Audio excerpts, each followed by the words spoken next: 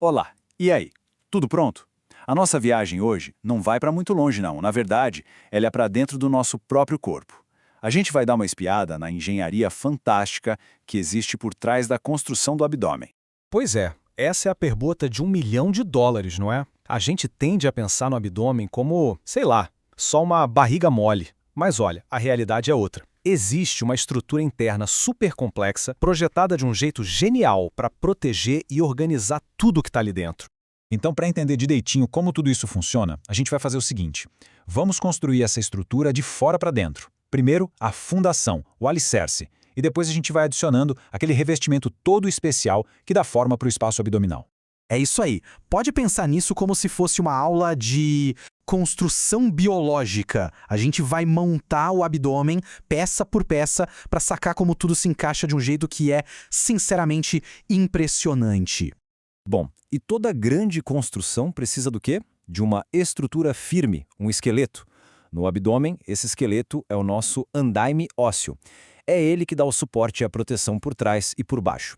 E o mais legal é ver como essas duas partes trabalham em conjunto. Pensa só, as 5 vértebras lombares formam uma parede traseira super forte, mas que ao mesmo tempo é móvel, permite o movimento. E aí, logo embaixo, a gente tem a cintura pélvica, que funciona como uma bacia de proteção. É o verdadeiro chão da nossa cavidade abdominal. E aqui a gente vê um processo sensacional acontecendo. O osso do quadril, sabe aquele que parece uma peça única e super complexa em um adulto? Então, ele na verdade começa como 3 ossos separados, o ilho, o isquio e o púbis. Conforme a gente cresce, eles se fundem, se juntam e formam essa estrutura única e super forte. É uma baita obra de engenharia do nosso desenvolvimento. Ok? Com o nosso andaime rígido no lugar, chegou a hora de colocar o acabamento, o revestimento interno. E para isso, a gente vai conhecer o peritônio. Guarda esse nome. É uma membrana macia, bem complexa e, nossa, absolutamente fundamental. Para a gente entender o que é o peritônio, essa analogia do balão murcho é simplesmente perfeita. Imagina o seguinte, você pega um balão meio vazio e empurra seu punho contra ele.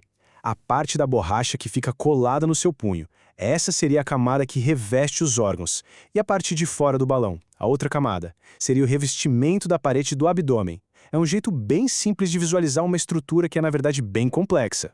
Então, basicamente, o peritônio tem 2 camadas. A gente tem a camada parietal, que é como se fosse um papel de parede, sabe? Fica ali, coladinha nas paredes internas do abdômen. E tem também a camada visceral. Essa é o tal envoltório inteligente que gruda direto na superfície da maioria dos órgãos.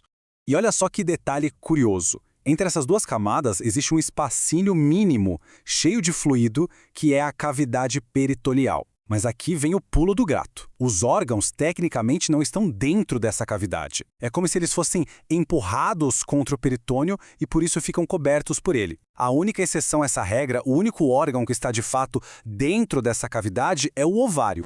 Agora, não vamos pensar que o peritônio é só um saco, um invólucro simples. Não, ele é muito mais esperto que isso.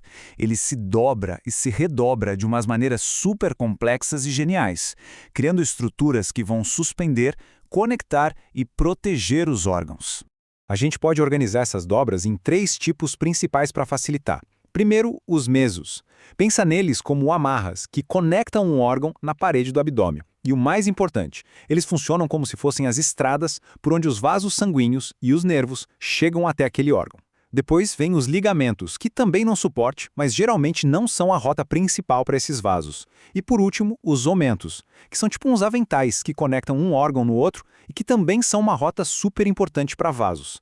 E já que a gente tocou no assunto de aumentos, tem um que é super famoso, o aumento maior. É uma dobra enorme de peritônio, cheia de gordura, que fica caída sobre os intestinos, bem como um avental mesmo. E ele tem um apelido fantástico, o policial do abdômen. Por quê? Porque ele tem essa capacidade incrível de se deslocar até uma área que está com alguma inflamação ou infecção e simplesmente isolar o problema como um policial que isola uma cena de crime. Sensacional, né?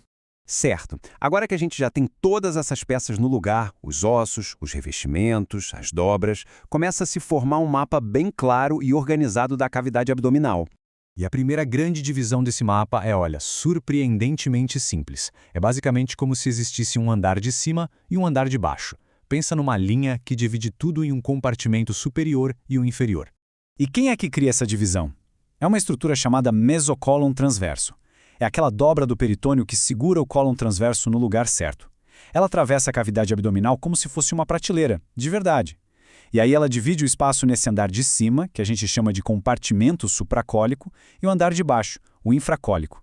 Essa organização toda ajuda a gente a localizar os órgãos e até entender como os fluidos se movimentam por ali.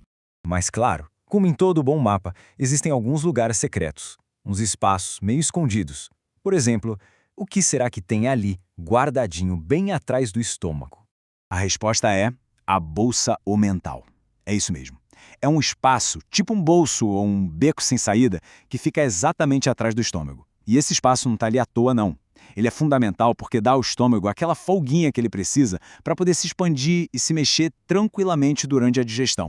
Então, recapitulando, desde a estrutura óssea super forte até esse sistema genial de revestimento do peritônio, fica muito claro que o abdômen não é um espaço qualquer.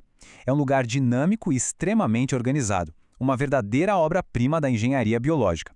E isso nos leva a pensar que outras maravilhas como essa estão acontecendo silenciosamente dentro do corpo humano agora mesmo, só esperando para serem descobertas?